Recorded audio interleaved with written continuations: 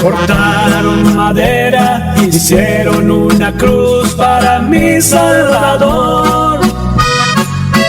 Con maderas labradas, clavado con clavo, pesada quedó. Él la carreó la cruz, por el camino sufrió Jesús. Mas Dios le dio gracia subir al madero por mí y por ti. Fue hecho así, así la cruz del Salvador Jesús. Con maderas labradas, clavado con clavo, pesada quedó.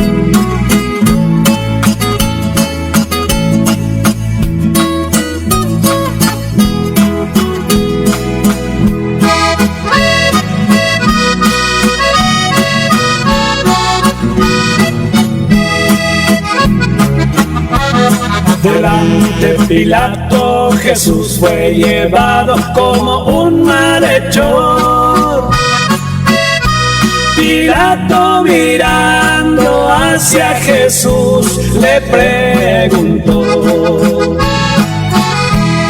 ¿tú eres el rey de los judíos? Yo soy, dijo el Señor Jesús. Mi reino es eterno, no es de este mundo, de aquí yo no soy. Fue hecho así, así la cruz del Salvador Jesús. Con maderas labradas, clavado con clavo, pesada quedó.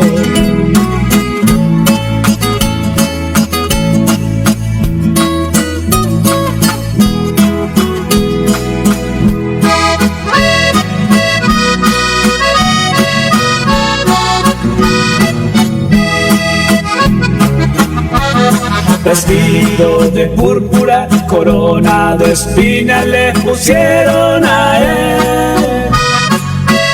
En la mano derecha le pusieron una vara para azotarle a él, diciendo a él así: salve rey de los judíos.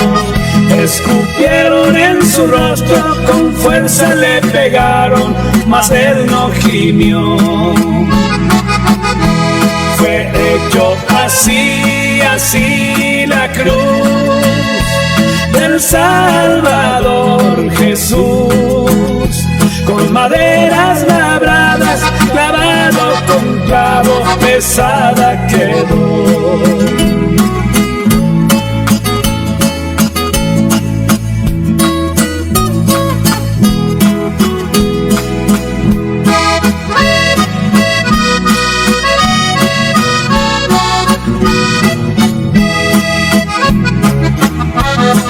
Cuando llegaron allí en el Calvario, no fue a descansar. Acostaron al maestro y allí por la cruz empezaron a clavar. Allí el Señor traspasado quedó, de dolor y agonía sufrió. A las 3 de la tarde entregó su espíritu y allí expiró. Fue hecho así, así la cruz del Salvador Jesús. Con maderas labradas, clavado con clavo, pesada quedó.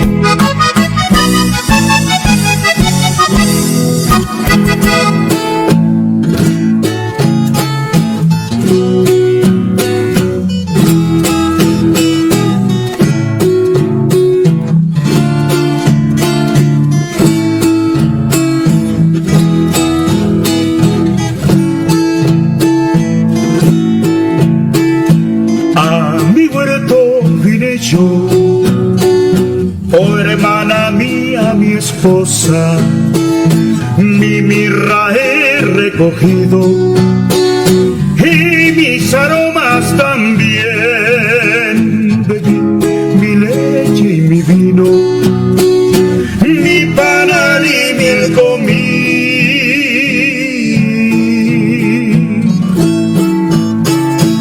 Toda hermosa eres tú y en ti ninguna mancha jamás habrá, pues mi vida por amor te di y se reproduce en ti.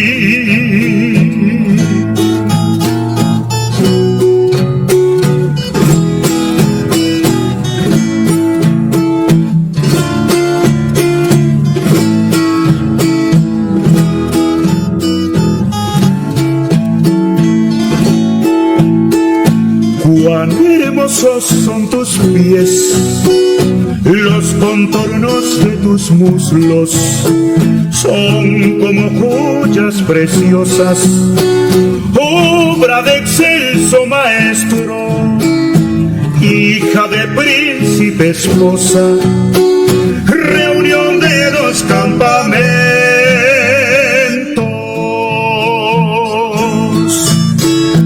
Toda hermosa eres tú, suave paloma mía perfecta, amor, la más hermosa de las mujeres. Vengo en breve por ti.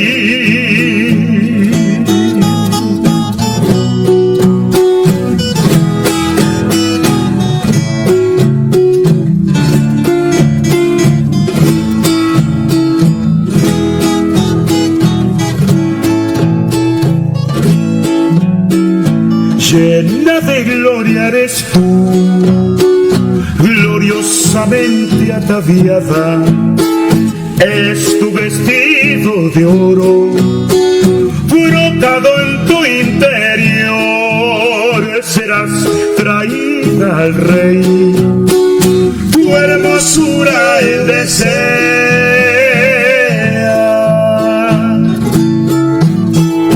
Toda hermosa eres tú, gloriosa, mi Padre te guardó, mi vida siempre será recordado tu nombre en todas las generaciones.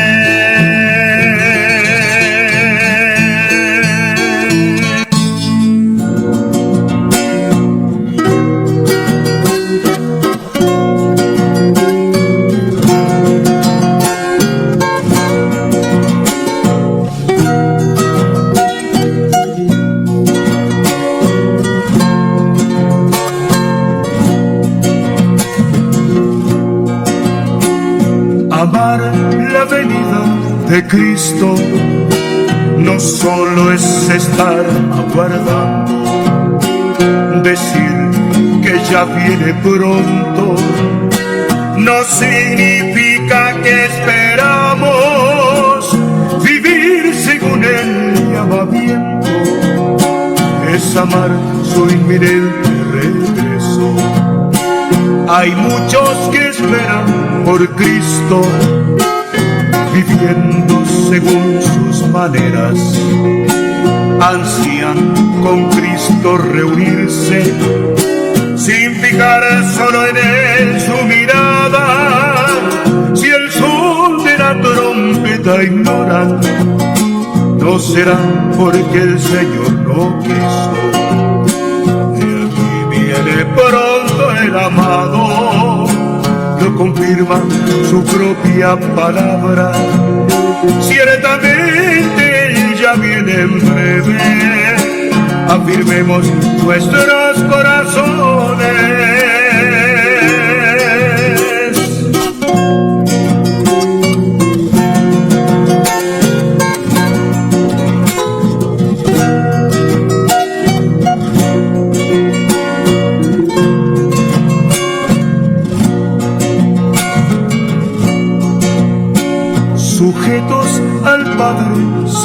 paz es norma de aquellos que esperan. En ellos la vida de Cristo se eleva en pleno crecimiento. La esposa de Cristo es quien vela, constante amando su venida. Mirando a su esposa el amado, contempla su propia belleza. La ve que a pesar de las luchas, en nada perdió su hermosura.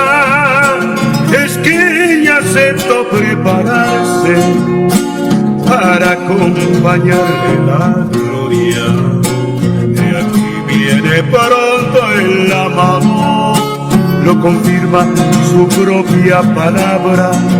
Ciertamente ella viene en breve, afirmemos nuestros corazones.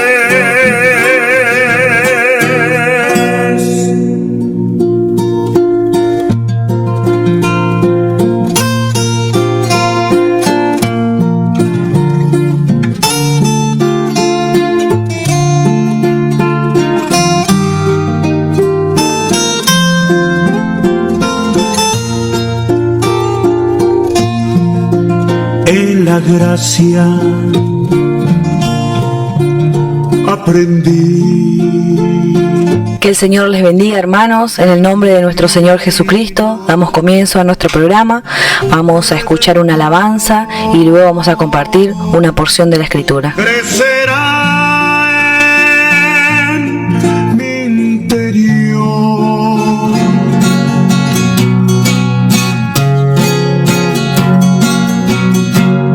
al rayar el alba, tal vez venga Cristo con aclamación y con voz de arcángel. Levanta a los muertos, transforma a los vivos, a su esposa él viene a llevar. ¿Hasta cuándo, Señor Jesús? ¿Hasta cuándo vendrás? Aleluya, Cristo viene, aleluya, amén. Aleluya, amén. Quizás Él vendrá cuando el día amanezca. Quizá en la noche Jesús aparezca. Valor pues, hermanos, estemos alerta. A su esposa él viene a llevar. ¿Hasta cuándo, Señor Jesús? ¿Hasta cuándo vendrás? Cristo viene, aleluya, aleluya, amén. Aleluya, amén. Su magnificencia y gloria veremos. Estemos alerta, orando y velando. Así con gran gozo le recibiremos cuando Cristo nos venga a llevar. El que ha de venir vendrá y no tardará. Viene presto, aleluya, aleluya, amén. Aleluya, amén. Vamos a continuar, hermano, con la ayuda del Señor. Primera carta a los Corintios. Primera carta a los Corintios. En el capítulo 1, y vamos a leer desde el verso 13 en adelante. Y esta es la suprema pregunta de la carta. ¿Acaso está dividido Cristo? ¿Fue crucificado Pablo por vosotros? ¿O fuisteis bautizados en el nombre de Pablo? Bueno, esta es la pregunta principal. ¿Está dividido Cristo? Y la respuesta es obvia, ¿no? No está dividido Cristo. No hay división en Cristo Jesús. La iglesia es indivisible porque es un organismo, es un cuerpo espiritual, formada por piedras vivas. Pero la iglesia visible, los hombres la han dividido en sectas, pero la iglesia invisible es indivisible. En Marcos capítulo 3, Evangelio de Marcos capítulo 3, verso 24.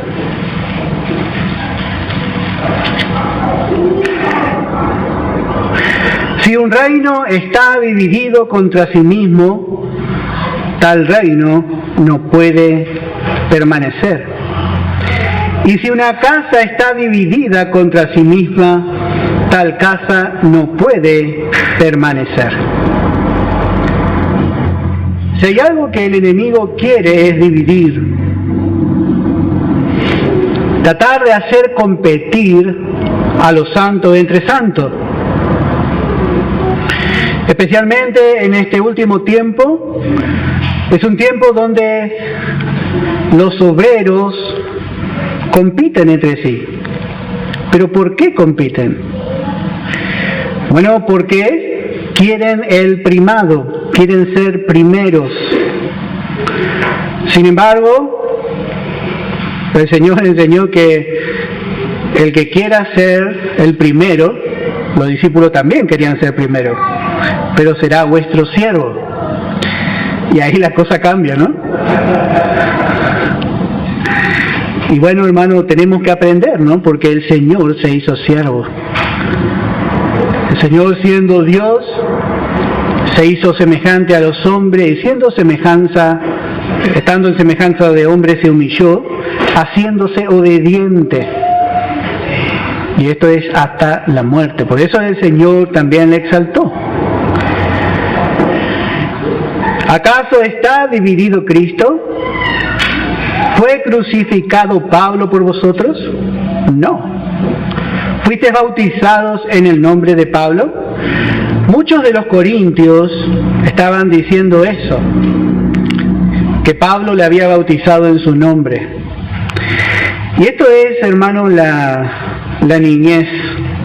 Pablo dice en el verso 14, doy gracias a Dios de que a ninguno de vosotros he bautizado, sino a Crispo y a Gayo. Bueno, la inmadurez muchas veces trae esto. Si el hermano ora por mí, yo me voy a sanar.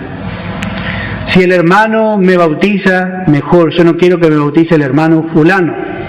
Ya es, hermano, un asunto de niñez. En la antigüedad, la tarea de bautizar le tocaba a los hermanos diáconos.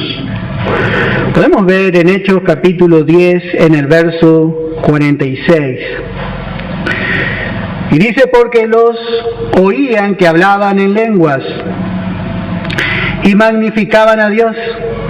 Entonces respondió Pedro, ¿puede acaso alguno impedir el agua para que no sean bautizados estos que han recibido el Espíritu Santo también como nosotros? Y dice, y mandó bautizarles en el nombre del Señor Jesús. Entonces le rogaron que se quedase por algunos días. Pedro no le bautizó. Algunos hermanos, parece que si no bautizan ellos no vale. Pero necesitamos aprender que el bautismo es es una cosa más.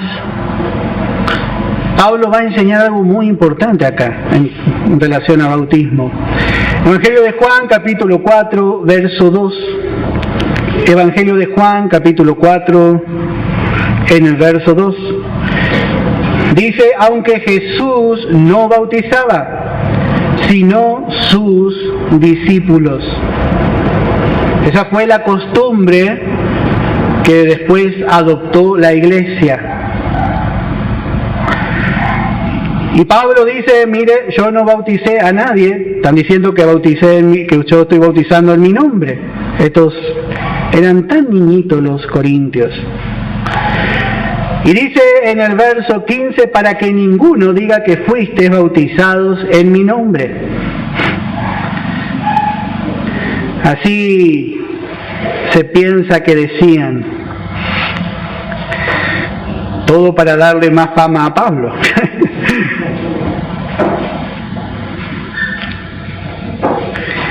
Sí.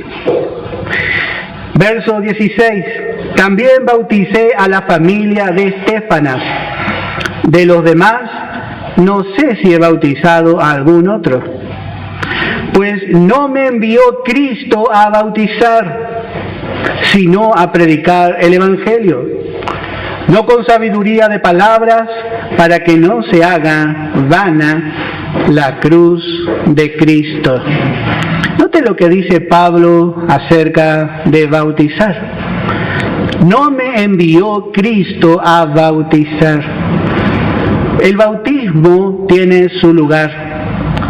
El bautismo es una identificación que nosotros hacemos con nuestro Señor en su muerte, en su sepultura y en su resurrección.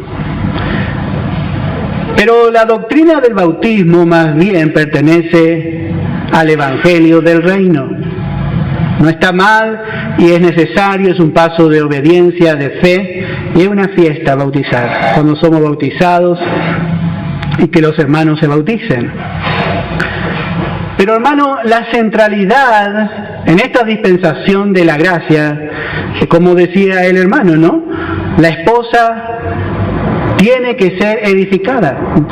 Dios tomó de Adán una costilla y edificó una mujer. ¿Y sabe lo que utiliza Dios para edificar a cada uno de nosotros? Bueno, la predicación del Evangelio. El Evangelio de la gracia tiene como centralidad la predicación de la palabra de Dios. No hacer énfasis en otras cosas, ni en la cena del Señor, ni en el bautismo, ni en ninguna otra cosa que no sea primeramente la palabra. El apóstol Pablo también le llama a estas prácticas rudimentos, o sea, primeras cosas. En Hebreos capítulo 6, versículo 1, dice, por tanto, dejando ya los rudimentos de la doctrina de Cristo, vamos adelante a la perfección, no echando otra vez el fundamento del arrepentimiento de obras muertas, de la fe en Dios, de la doctrina de bautismos, de la imposición de manos, de la resurrección de los muertos y del juicio eterno. Y note lo que dice el verso 3, y esto haremos si en verdad Dios lo permite. Todas estas cosas son necesarias, pero en el momento que Dios nos guía y es de perfecta realmente edificación en su lugar justo. Pero la centralidad, el momento fundamental de nuestros cultos, nuestra obra, nuestra vida espiritual, tiene que rondar alrededor de la palabra. La palabra, hermano, la palabra de Dios. Un culto no sería culto si no se predica la palabra. Por más que haya bautismo, podemos hacer la cena del Señor, todo muy lindo, está bien, Pero la palabra no tiene que faltar. La palabra, la predicación del Evangelio. No me envió Cristo a bautizar, sino a predicar el Evangelio. Y esto, hermanos, como estudiantes de la palabra tenemos que aprender bien. Porque sin profecía, sin la palabra, vamos a desviar. Se va a desviar. La predicación de la palabra es lo primordial. Nada puede tomar el lugar de la palabra. Nada.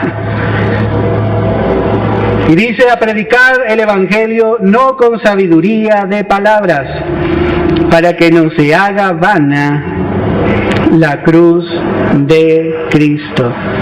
No predicar con palabras infladas, palabras muy aprendidas. De repente la cruz termina perdiendo significado. Ellos querían que Pablo usase retórica, oratoria, así diferentes técnicas como sus filósofos. Ellos escuchaban a los filósofos y quedaban encantados. Y Pablo dice, usted no piense, yo voy a hablar esto así. Yo voy a predicar el Evangelio. El Evangelio, cuando se predica más sencillo, más poderoso es. Cuando más sencillamente y entendiblemente se predica el Evangelio, hermano, es más poderoso. Es cuando nosotros queremos complicar las cosas o queremos predicar de cosas que no entendemos aún muy bien, es que en vez de que sea de bendición, los hermanos quedan todos mirando así como vacas que ve pasar el tren y no entienden. Así a veces quedamos, hermanos. Pero vamos aprendiendo que nuestra predicación no tiene que ser tan wow así. Algunos mezclan con la psicología y hacen una alegoría. Hermano, sencillito, porque la obra es del Espíritu Santo. Y no muy lejos de la cruz. Nadie que predique tiene... Hay un hermano que predicó una vez y habló y a lo último, antes de bajarse, dijo Jesús. Hermano, muy lindo habló, pero no habló de Cristo, habló de Él. Tenemos que hablar de los resultados de la cruz. Nuestra predicación no puede ir muy lejos de la cruz. Tenemos que hablar de la cruz, tenemos que hablar de lo que el Señor hizo en la cruz. No hablar de nosotros, porque cuando hablamos de nosotros, hermano, es una pérdida de tiempo. Vamos a ver en 2 de Timoteo, capítulo 4, 2 de Timoteo, capítulo 4, en el versículo 1.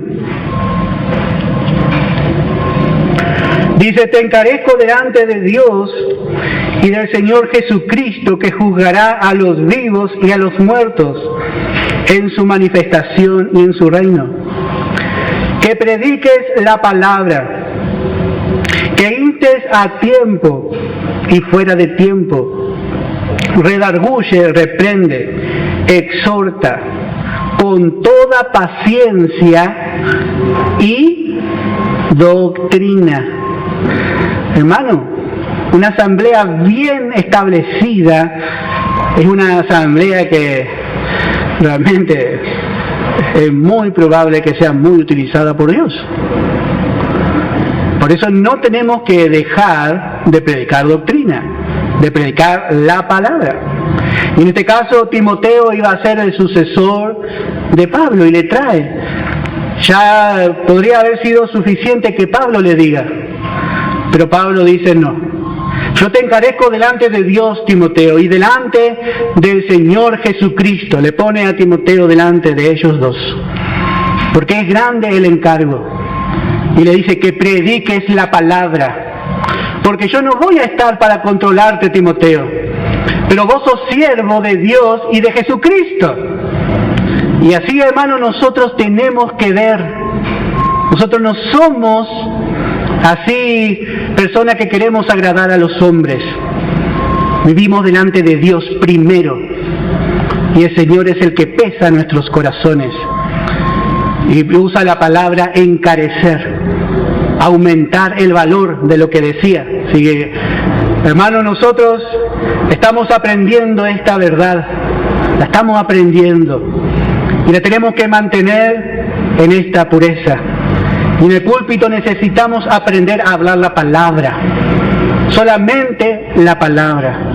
Usted va a ir en otros lados y va a escuchar que hablan otras cosas. Y bueno, hermano, toda cosa en el púlpito que no sea la palabra de Dios no edifica y es una pérdida de tiempo.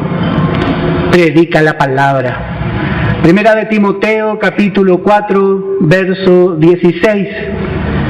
Dice: ten cuidado de ti mismo y de la doctrina. Persiste en ello, pues haciendo esto te salvarás a ti mismo y a los que te oyeren.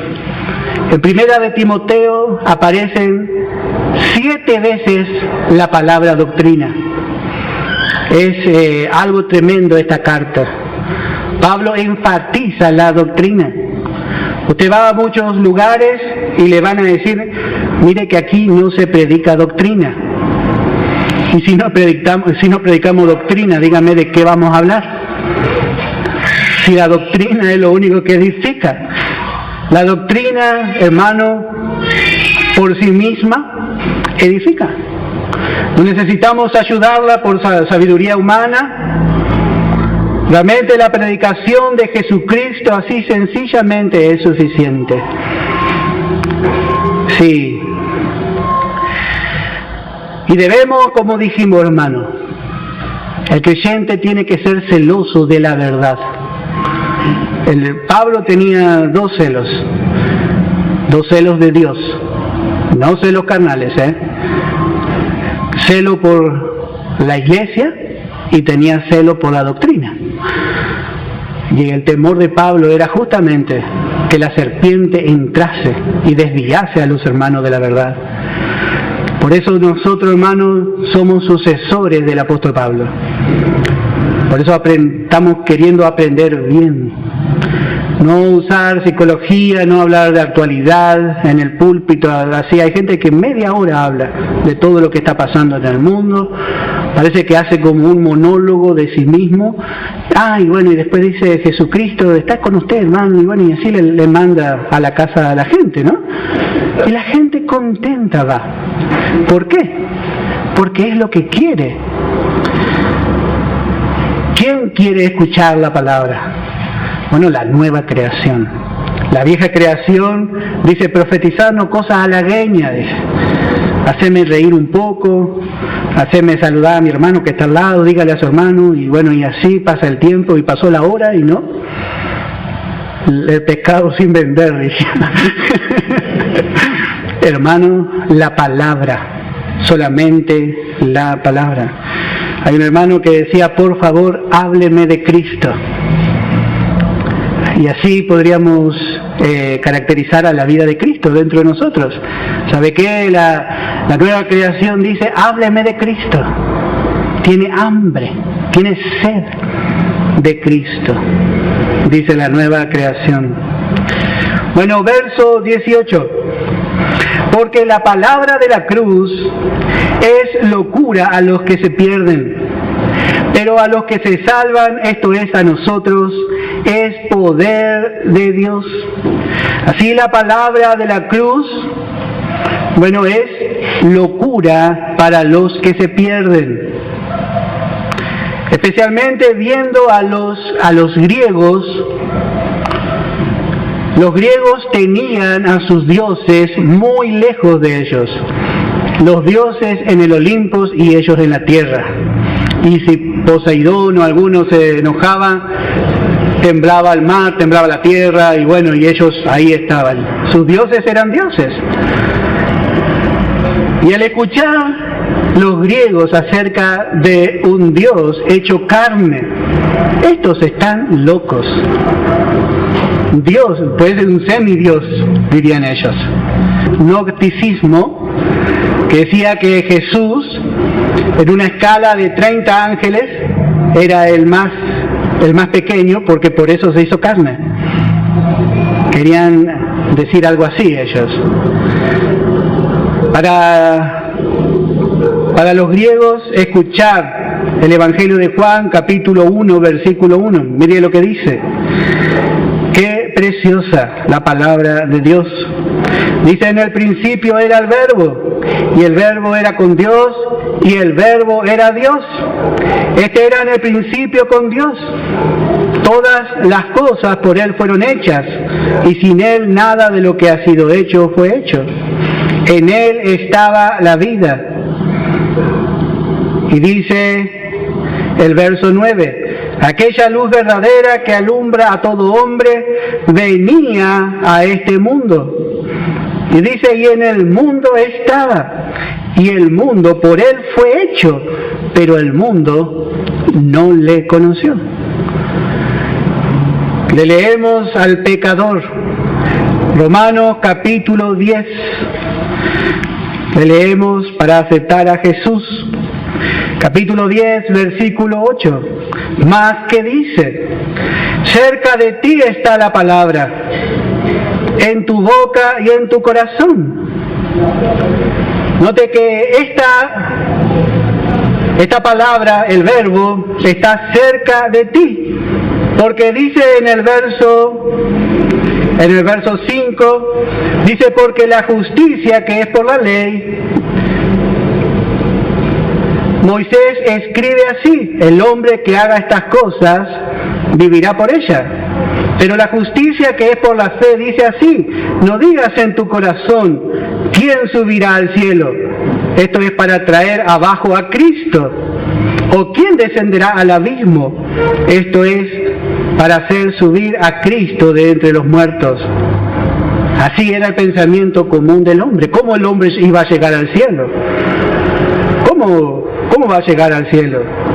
¿Cómo puede pasar algo así? Era algo imposible para la sabiduría del hombre que el hombre pueda ser salvo. Los filósofos, Aristóteles, decía que yo entiendo que Dios pueda salvar al mundo, pero no sé cómo, decía.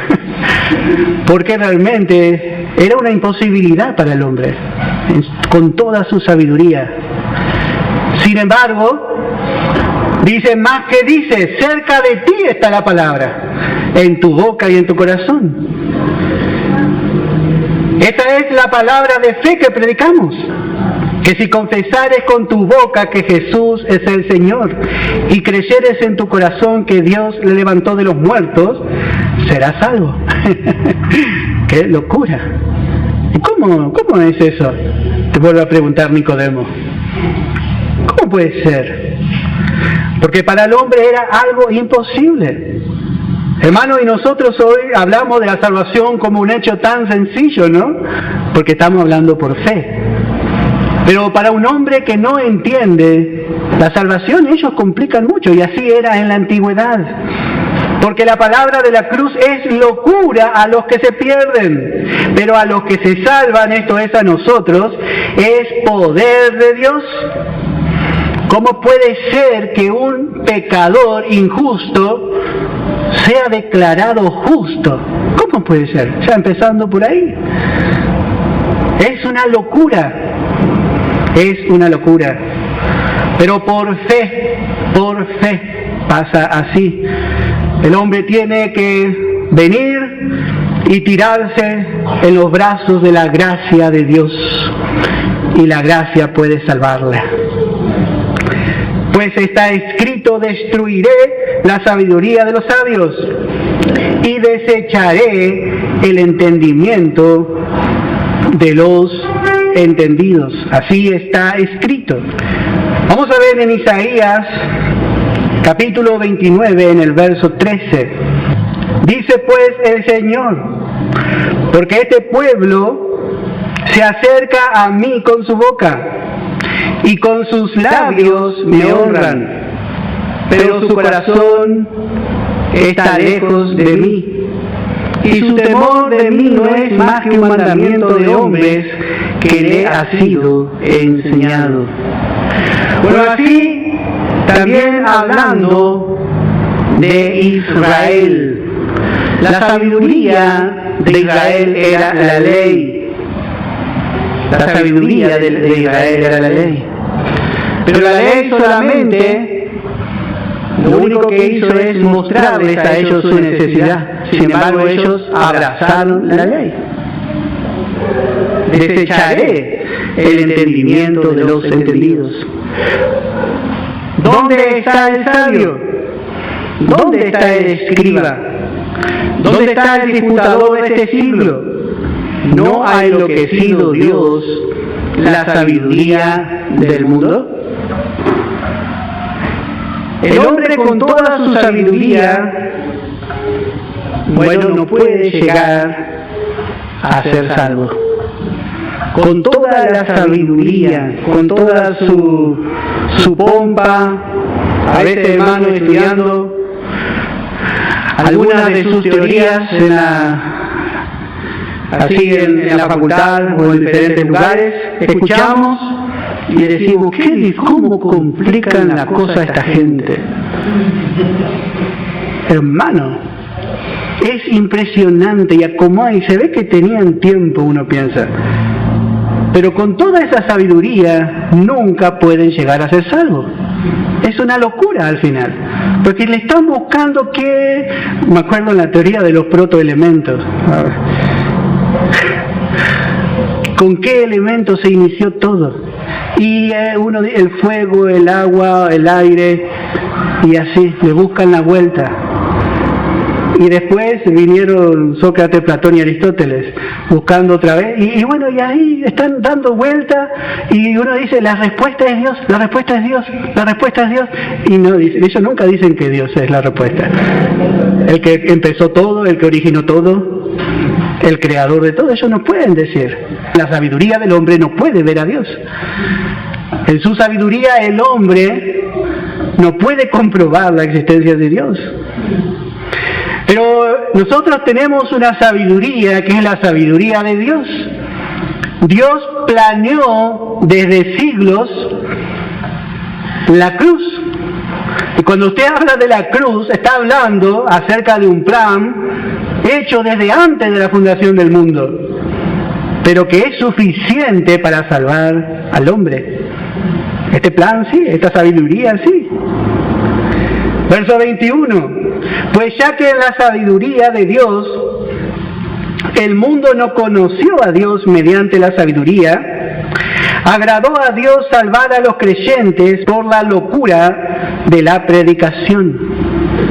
Así es, Dios se agradó de salvar a los que creen, a los creyentes, por medio de la locura de la predicación. El hombre tiene muchas cosas con que reemplazar la predicación, pero realmente solamente la palabra puede salvar. El Evangelio es poder de Dios. Por eso dice en el verso 22, porque los judíos piden señales y los griegos buscan sabiduría. Los judíos buscaban señales ¿de qué? Bueno, de que Jesús era el Cristo. Los judíos esperaban que Jesús sea un gran general, un soldado con una armadura de plata, una gran espada, y que venga a liderarlos del yugo romano.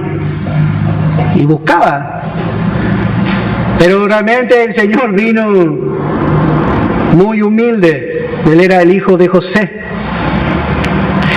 Y los griegos buscan sabiduría. Sí, ellos buscaban que Jesucristo sea como sus dioses del Olimpo.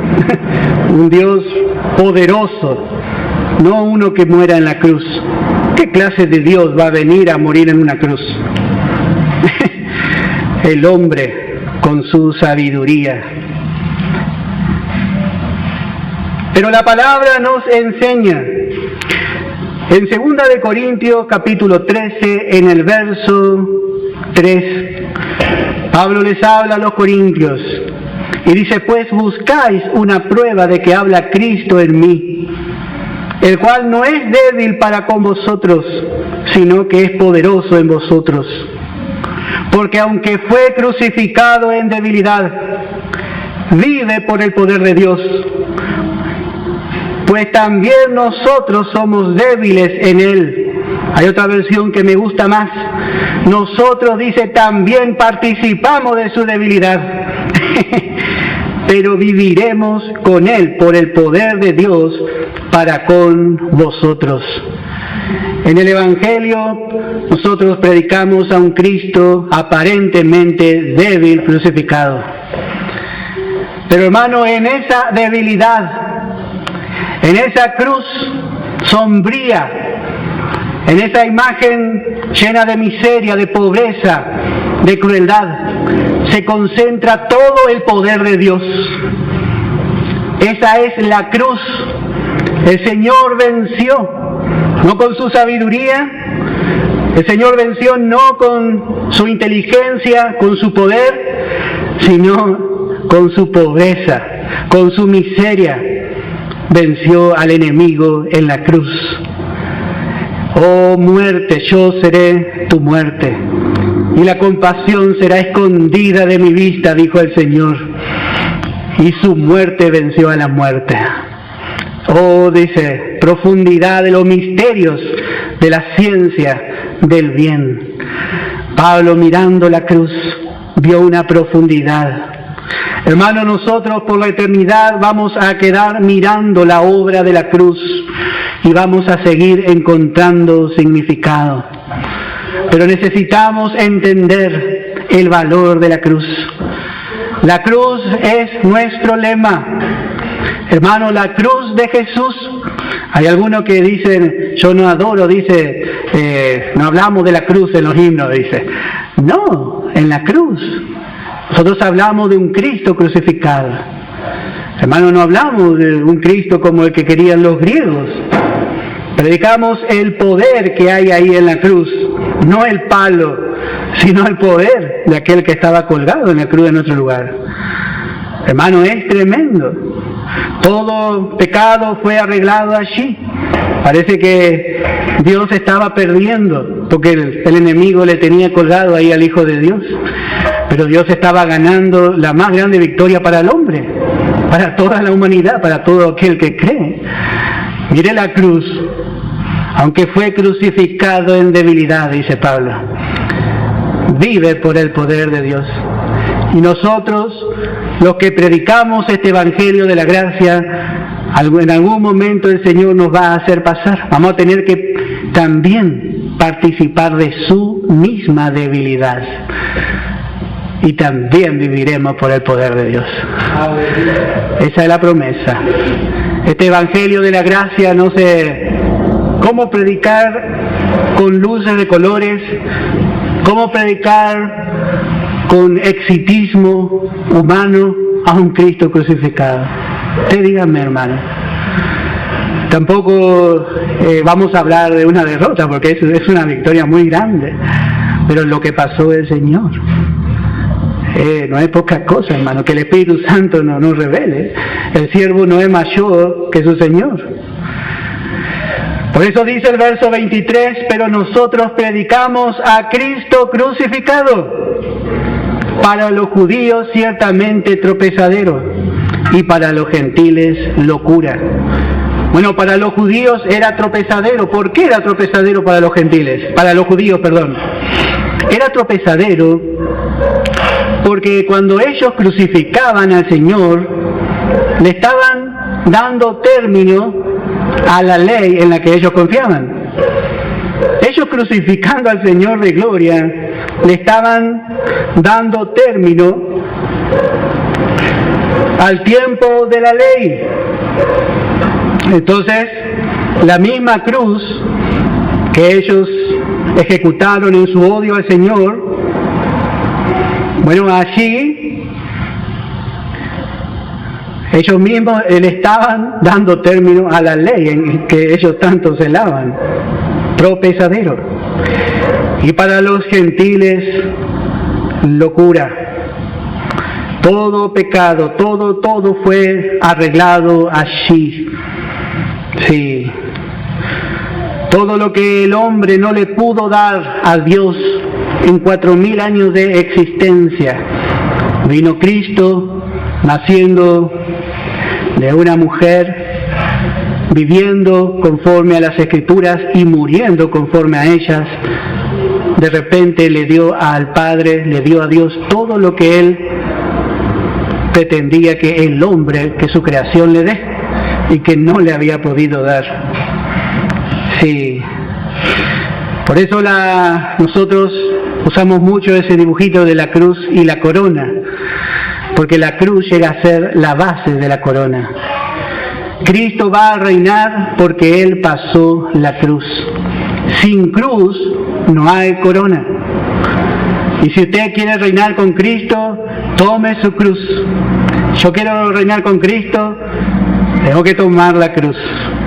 Tengo que pasar por el mismo lugar que pasó Él.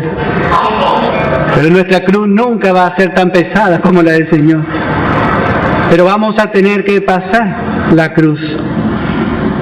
El hombre realmente hasta el día de hoy estaría en deuda con Dios si no hubiese la cruz. Así es. A veces nosotros hablamos de la cruz y bueno, el hombre piensa que estamos locos porque hablamos del Señor y así. Para el hombre es locura, pero para nosotros, hermanos, el Espíritu Santo nos revela el poder que tiene la cruz. Podemos ver en Hechos capítulo 26,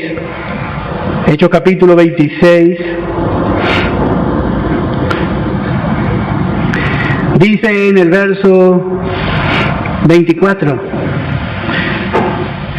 estaba el apóstol Pablo encadenado, y diciendo él estas cosas en su defensa, Festo a gran voz dijo: ¿Estás loco, Pablo? Las muchas letras te vuelven loco. Mas él dijo: no estoy loco, excelentísimo Festo, sino que hablo palabra de verdad y de cordura. Pues el rey sabe estas cosas, delante de quien también hablo con toda confianza, porque no pienso que ignora nada de esto, pues no se ha hecho esto en algún rincón. ¿Crees, oh rey Agripa, a los profetas? Yo sé que crees. Entonces Agripa dijo a Pablo: por poco me persuades a ser cristiano.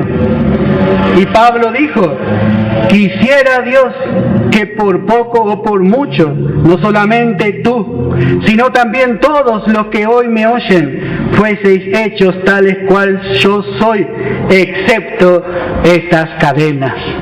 Ah, Pablo. Aleluya. Este es nuestro evangelio. No nos avergonzamos, porque es poder. Y muchos le van a tildar de loco y de fanático. Y a medida que vaya estudiando la palabra le van a decir: a usted le lavaron la cabeza. Dígale amén. Con la palabra pura de la gracia, dígale: el Señor está lavando cada vez más y más. Y realmente va a lavar nuestros pies. Y cada vez usted va a estar más loco para los hombres. Pero son palabras de cordura, palabras de fe, palabra de Dios. Así realmente es cuando predicamos el Evangelio. Pero damos gracias a Dios. Dice el verso 24: mas para los llamados, así judíos como a griegos, Cristo poder de Dios y sabiduría de Dios. ¿Quiénes son los llamados? Bueno, aquellos que responden al llamado. Aquellos que responden y se dejan convencer por el Evangelio. Cuando entendemos un poquito, bueno, solo podemos realmente alabar al Señor. Ya sea que seamos judíos o griegos, cuando entienden la cruz, cuando el corazón es convertido, bueno, ya puede ver algo más. Pero el hombre natural no puede ver. No puede ver, es una locura. Verso 25: porque lo insensato de Dios es más sabio que los hombres, y lo débil de Dios es más fuerte que los hombres. Bueno, otra versión dice porque lo loco de Dios. Y otra versión me gusta más porque dice porque lo absurdo de Dios. ¿Quién mandaría a salvar a la humanidad muriendo en una cruz? Matando en una cruz a una persona. ¡Qué absurdo! Todos pensaríamos que vendría alguien con una espada, con su poder, y bueno, y ahí haría frente y pelearía, se lograría una gran batalla muy vistosa y el hombre sería salvado. Pero lo insensato de Dios, lo absurdo de Dios, es más sabio que los hombres. Y lo débil de Dios es más fuerte que los hombres. En esa escena de debilidad hay poder. Hay poder. Cuando realmente entendió Satanás, qué contento que estaba cuando el Señor estaba colgado de la cruz. Pero cuando al tercer día el Señor resucitó, qué problema. Cuando Él resucitó, una barrera de demonios Satanás quiso poner para impedir la resurrección del Señor Jesús. Porque era lo último, el último manotazo que podía tratar de hacer. Pero dice que penetró los cielos. Toda una barrera de demonios fue penetrada, fue rota. Y guió una multitud de cautivos, dice la palabra. No solamente Él fue levantado, sino aquellos que estaban ahí esperando que la redención sea efectuada, aquellos que habían muerto en fe en el Antiguo Testamento. Imaginen al Señor ahí en el Seol alto. Bueno, he muerto, pero en 3 días voy a resucitar y los voy a sacar de aquí. Y Abraham y David y José y todos los antiguos alabando ahí en el cielo abajo. Aleluya. Y así, hermano, la cruz, ahí el Señor los levantó y los llevó a los lugares celestiales. De ahora en más, todos nosotros somos trasladados al tercer cielo ya cuando aceptamos a Jesús. Y si el creyente muere, espera la traslación de su cuerpo nada más. Pero ya está con Cristo. Hermano, es grande el Evangelio. En esa debilidad, Dios no quiso usar grandes cosas. Y hasta el día de hoy, Dios hace lo mismo. Por eso dice en el verso 26, pues mirad, hermanos, vuestra vocación. Mirad, considere vuestro llamamiento, dice Pablo, que no sois muchos sabios según la carne. Así el apóstol Pablo otra vez vuelve a decir, el Evangelio no es para aquellos que son mejores o para aquellos que son más sabios. Los griegos hablaban de la aristocracia. Siempre gobernaban los mejores. Siempre hablaba de lo que es aristo, de lo que es mejor que el otro. Pero si miraban sus vidas, los corintios, llenos de corrupción, inmorales, llenos de cosas desordenadas sus vidas. Entonces Pablo le dice, mire su vida, dice. Y esto solamente pudo hacerlo el Evangelio. Solamente la gracia de Dios pudo bajar tan bajo para levantarles a ustedes, para levantarnos a nosotros, que no sois muchos sabios según la carne, ni muchos poderosos, ni muchos nobles, sino que lo necio del mundo escogió Dios para avergonzar a los sabios, y lo débil del mundo escogió Dios para avergonzar a lo fuerte, y lo vil del mundo y lo menospreciado escogió Dios, y lo que no es, para deshacer lo que es, a fin de que nadie se jacte en su presencia. Acá vemos los materiales que Dios escogió. Como decía el hermano, Vemos en la cueva de Adulam, vemos hombres endeudados, hombres que estaban en aflicción de espíritu, gente que nosotros nunca hubiésemos elegido para tener al lado de nosotros. Pero ahí la gracia de Dios fue más abundante y escogió esos hombres, no solo para que acompañen a David, sino para que ellos sean los valientes de David. Ellos se iban a ser no solamente transformados por la gracia, sino que la gracia de Dios le iba a capacitar para que queden sus nombres como testimonio de victoria. Y así, hermanos, Dios quiere hacer con cada uno de nosotros. Hermanos, si usted se identifica con alguno de estos, bueno, está en el lugar correcto, donde la gracia es suficiente para obrar en su vida y en mi vida. Si yo estoy aquí, hermano, es por la gracia de Dios, porque no sé dónde estaría, hermano, sin la gracia de Dios. Pero la gracia me alcanzó, hermano, y hoy tengo este privilegio de predicar este evangelio, hermano, y ver realmente lo que este evangelio puede hacer. Es un evangelio que da oportunidad, no al mejor. El único requisito es creer. Lo necio del mundo, lo vil del mundo. ¿Sabe lo que es eso, hermano? Si llegamos a entender eso, hermano, no vamos a cerrarle la puerta a nadie. Este realmente es el evangelio que tiene poder. Un evangelio que no elige realmente como el hombre elige. El hombre natural mira a la gente y bueno, por lo que ve le da su valor.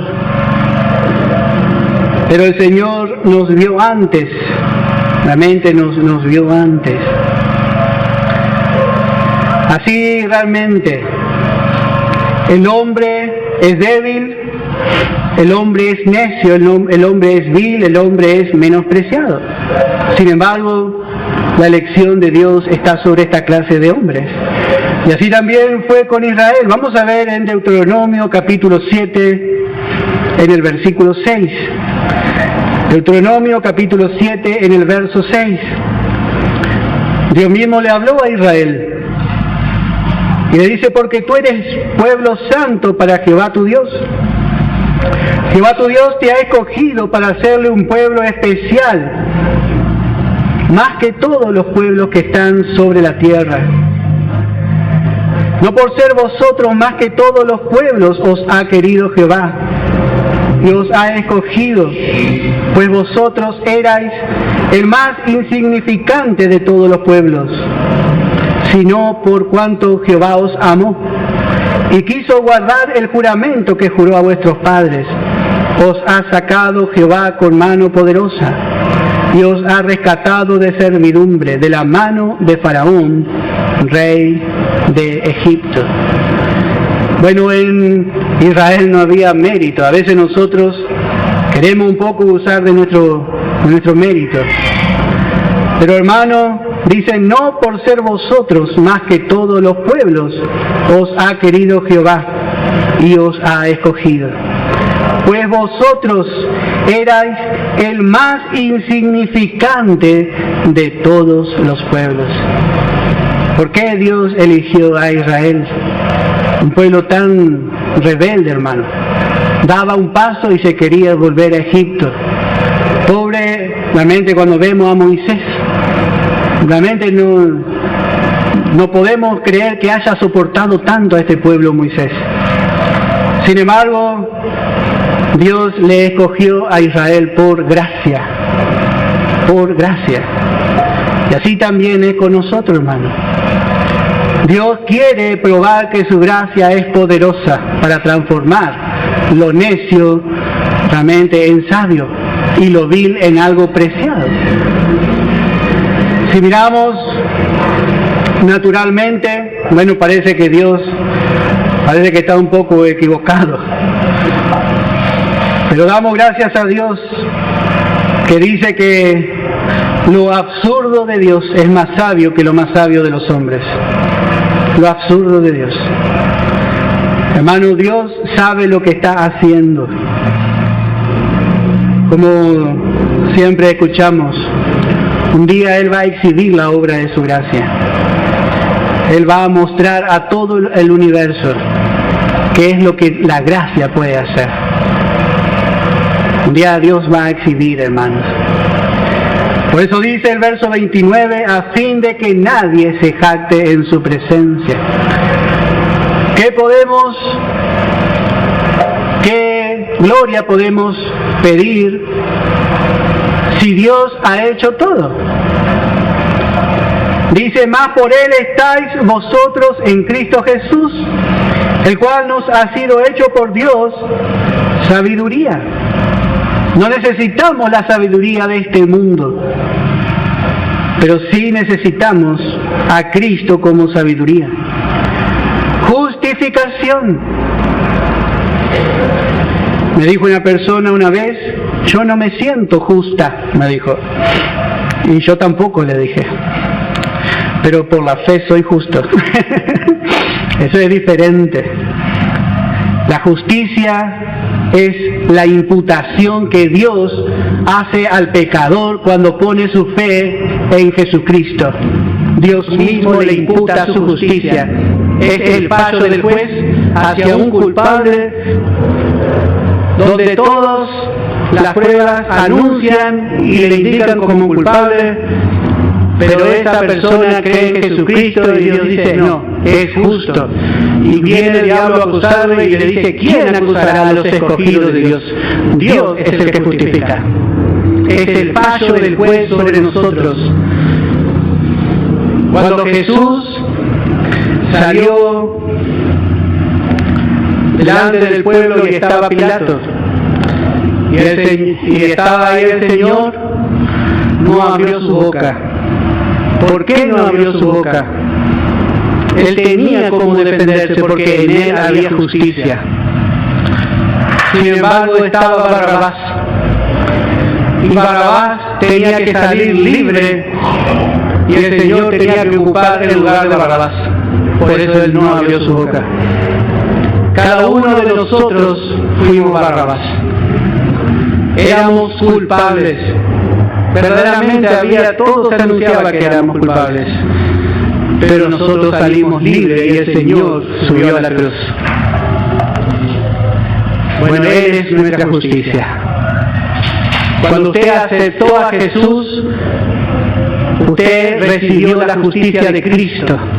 Y nunca ni jamás va a ser visto como pecador ni tratado como tal. Es más, Dios nos ve como si nunca jamás volviésemos en algún momento a pecar. Como que nunca vamos a volver a pecar. Así Dios le ve a usted. Le ve inocente, justo, libre de culpa, porque Él nos ve en Cristo.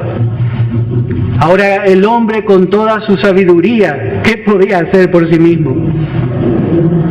Más por Él, más por Dios, estáis vosotros en Cristo Jesús, el cual nos ha sido hecho por Dios sabiduría, justificación.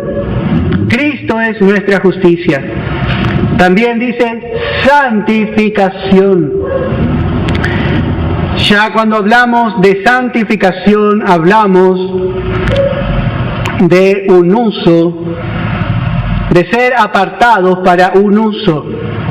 La santificación es la consagración que tenemos a través de la vida de Cristo. Dios no puede utilizar al pecador. Habíamos visto que el hombre se hizo inútil. Pero ¿qué es lo que Dios utiliza en el creyente? La vida de Cristo. Si se rinde a esa vida, la santificación es una santificación práctica. Entonces es separado para una utilidad. Cristo es nuestra santificación y es la base de la justicia práctica y de la santificación en toda su medida. Bueno, dice y redención. La palabra redimir significa hacer una compra. Y así es lo que ha hecho el Señor. El Señor nos ha comprado. Y nos ha comprado para sí, a precio de sangre. Y así vemos, hermano, los materiales que el Señor utiliza. Y vemos lo que Él hace en los materiales. Le da una sabiduría divina, le provee de una justicia al hombre, le da una posición delante de su presencia. El verso 30 nos muestra a cada uno, a cada creyente, desde el más pequeño hasta el más maduro, en su posición delante de Dios. Esta es nuestra posición. Y dice el verso 31, para que como está escrito, el que se gloría, gloríese en el Señor. El hombre sin Cristo se gloría de sus justicias, se gloría de muchas cosas. Pero el creyente de la gracia sabe que en él no hay nada bueno. Me gusta porque Pablo dice, no quiero hablar sino de lo que Cristo ha hecho por medio de mí, dice. Al final no es el que hace Él, es Cristo. Todo lo que hacemos no hacemos nosotros, sino que es Cristo. Al final, el que se gloríe, gloríese en el Señor. Ese es aprobado. Si somos algo, hermano, es por la vida de Cristo que está en nosotros. Sin Él no seríamos nada. Sin el Señor no seríamos nada, hermano. Ningún valor tiene una persona si no tiene a Cristo. Ningún valor tiene. Aunque Dios ve tanto valor en el hombre, en su criatura, que mandó a su Hijo a morir. Pero el valor que tenemos, hermano, cada uno de nosotros, es por medio de la vida de Cristo. Cuando entendemos esto, hermano, todo esto está ligado a la supremacía de Cristo. Habíamos visto que este capítulo 1 nos presenta a Cristo como cabeza. ¿Y por qué el apóstol Pablo nos enseña todo esto? Para que entendamos que unidos a Él es donde tenemos valor. El cuerpo por sí solo, separado de la cabeza, ¿qué puede tener? Todo lo que tiene es a través de la cabeza. La cabeza representa al cuerpo en los cielos. Dios nos mira en Cristo. Cristo como cabeza es representante de la iglesia. Su representante es Cristo. Por eso qué tonto es lo que quisieron hacer los corintios. Ellos querían tener de representante a Pablo. Iban a tener la justicia de Pablo nomás. Hermano, no podemos alinearnos detrás de un hombre. Nuestra cabeza es Cristo. Damos gracias a Dios. Hermano, cuando nosotros no tomamos como cabeza a Cristo, cometemos fornicación espiritual. Y eso también vamos a ir aprendiendo, la gravedad. Bueno, vamos a dejar acá.